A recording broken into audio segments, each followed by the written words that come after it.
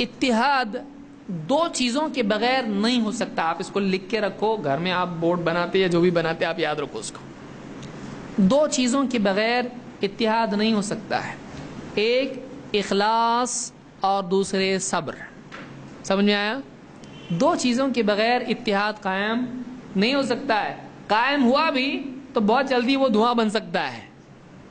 کچھ اتحاد ٹیمپرری ہوتا ہے, بہت سارے آپ دیکھو اتحاد وقتی ہوتے ہیں, وہ بکھر جاتا ہے. کیوں؟ اتحاد کی قیمت دینی پڑتی ہے, فری میں نہیں ملتا ہے. اس کے لیے اخلاص ضروری ہے, اخلاص ضروری ہے. ٹھیک ہے, اللہ سے لیں گے پھر اتحاد بنتا ہے. کام کریں گے اور اللہ سے لیں گے. ایک دو, ٹھیک ہے تھوڑا بہت اس کا اس کا دھکا لگتا ہے, ایڈجسٹ کر لیں گے, صبر کر لیں گے. کسی کی سخت بات, تو یہاں کیوں کھڑا ہے, جا وہاں کام کر. میں اللہ کے لیے کر رہا, میں جا رہا گھر کو, تیری سننے کے لیے آیا تھا میں یہاں پہ. ارے اللہ کے بندے, میں نے تجھ کو اس لیے کہا کہ کام ہونا ہے, میں تو اکرام کرتے بیٹھوں, تو میرا کلیگ ہے, ساتھ والا ہے, تجھ کو بھی اتنے اکرام سے بات کروں میں. جلدی جا, وہاں پہ جانا ہے. اور میں کیوں جاؤں, تو جا, میں جا رہا گھر کو. اور فون بھی بند کر کے رکھنے والا ہوں فلائٹ موڈ پہ, کتنا بھی فون کرو, کہ چابی میرے پاس ہے, دوں گا بھی نہیں وہ چابی. بعض اوقات ایسا ہوتا ہے. تو برداشت کرنا, برداشت کرنا کہ ایک دوسرے کا تھوڑا بہت ہوتا رہتا ہے. ایک ساتھ آپ برتن رکھو گے تو آپس میں برتن ٹکرائیں گے کہ نہیں. پرانے زمانے کے بہت سارے جو بوڑھے لوگ ہیں وہ کچھ مثالیں استعمال کرتے ہیں, بہت سادہ ہے لیکن بہت کام کی ہوتی ہیں. ایک ساتھ برتن رکھیں گے تو ٹکرائیں گے تو آواز پیدا ہوگی. تو کئی لوگ مل کے جب کام کرتے ہیں, سب ایک مزاج کے, اللہ ولی ایک دم یہاں سے آئے, ایسے لوگ رہتے کیا نہیں, ہر ایک کچا پکا مل کے کام کرتے ہیں. ایک دوسرے کی زبان سے, ایک دوسرے کے سلوک سے کچھ ایسا اس کو تکلیف پہنچتی ہے. تو اب اگر اس میں اخلاص ہے کہ مجھ کو اللہ کے لیے کرنا ہے, نام ہو نہ ہو, کوئی عزت دے نہ دے, کوئی میرے لیے کرسی بچھائے نہ بچھائے, مجھ کو اللہ کے لیے کرنا ہے, میں تو اللہ کے لیے کر رہا ہوں, میں تو وہیں سے لوں گا. ایک تو وہ آدمی ٹکتا ہے. اور اتحاد, سب کی سوچ اگر ایسی ہو تو سب لوگ ساتھ مل کے کام کرتے ہیں. نمبر دو, ایک دوسرے سے کچھ ایک دوسرے کو تکلیف پہنچتی ہے, کبھی زبان سے, کبھی کسی اور ذریعے سے, کبھی کسی اور ذریعے سے.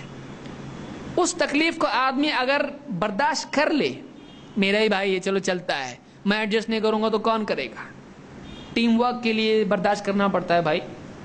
تو اگر ایسا مزاج اس کا ہو برداشت کرنے کا تو اتحاد قائم رہ سکتا ہے, ورنہ نہیں. تو یہ دو چیزیں اتحاد کے لیے کیا ہیں, ضروری ہے. کون کون سی چیزیں وہ؟ اخلاص اور صبر. اخلاص اور صبر, اللہ سے اجر کے لیے کام کرنا, اور دو آپس میں اپنے بھائی کو ایڈجسٹ کر لینا, برداشت کر لینا.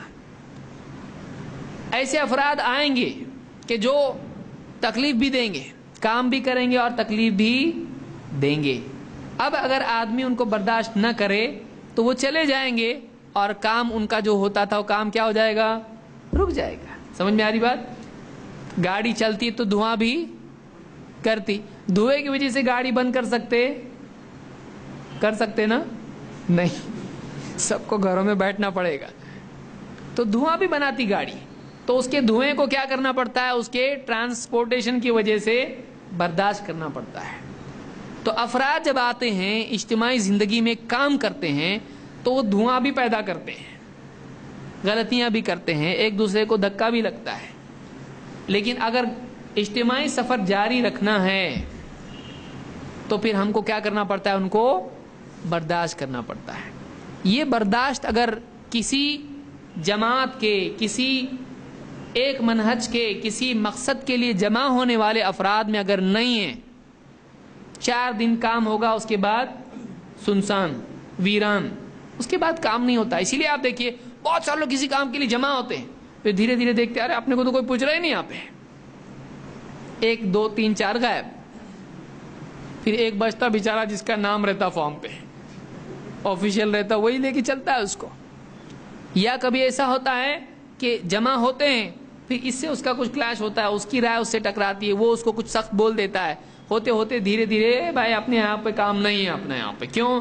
اس لیے کہ اپنے کو یہاں پہ لوگ سختی سے بات کرتے عزت دیتے نہیں ہیں. تو آپ عزت کے لیے آئے تھے یا کام کے لیے آئے تھے؟ اگر آپ کام کے لیے آئے تھے تو آپ کو عزت ملے نہ ملے آپ کام کریں گے. سمجھ میں آیا؟ آپ ڈاکٹر کے پاس جائیے، بچہ ہو یا کوئی بھی ہو، پاگل خانہ ہے مثلا، یا کوئی پیشنٹ ہے، اس کو انجیکشن دینے کے لیے ڈاکٹر آگے بڑھا، اس نے اس کو زور سے لات ماری. ڈاکٹر کیا کرتا؟ وہ بھی اس کو لات مارتا ہے؟ نہیں، وہ ڈاکٹر نہیں ہے. پھر اگر ہے تو ڈاکٹر نہیں ہے. وہ کیا کرتا ہے؟ وہ سوچتا ہے میرا کام کیا ہے، میرا کام اس کا علاج کرنا ہے، اور یہ آدمی ایسا ہی کرے گا، یہ آدمی ایسا ہی کرے گا. میں اس کو کاپی کر سکتا ہوں؟ نہیں.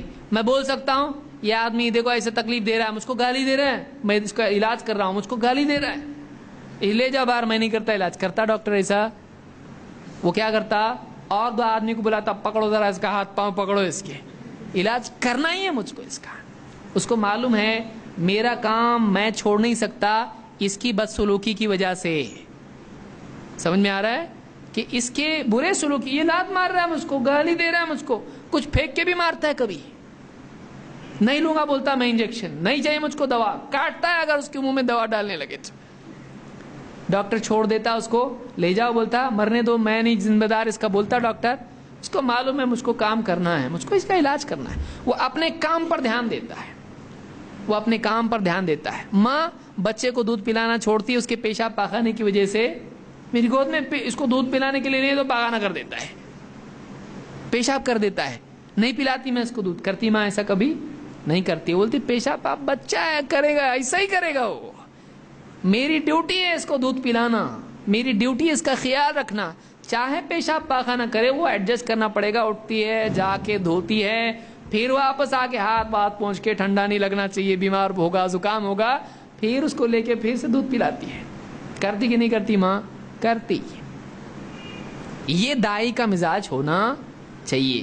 اس سے آپس میں اتحاد پیدا ہوتا ہے. ایک اخلاص اور دوسرے صبر. یہ دو چیزیں ہیں.